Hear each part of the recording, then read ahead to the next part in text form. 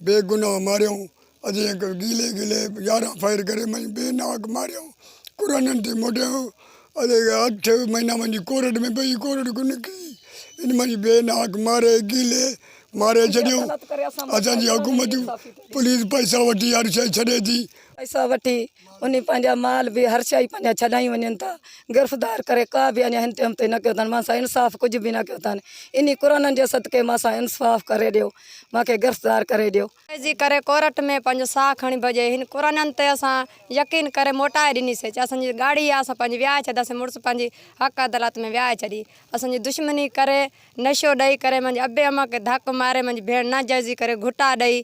मारे क़तल करे छिन परुण सीनो कयो हलिया विया मुंहिंजे चाचे खे बि धक हणी आहिनि मुंहिंजी चाची खे बि धक हणी आहिनि असां एफ.आई.आर. कराई आहे 7 माण्हुनि ते उन्हनि में को बि हिन टाइम गिरफ़्तार न थियो आहे बराए महिरबानी असां अपील कयूं था वज़ीर आला सिंध के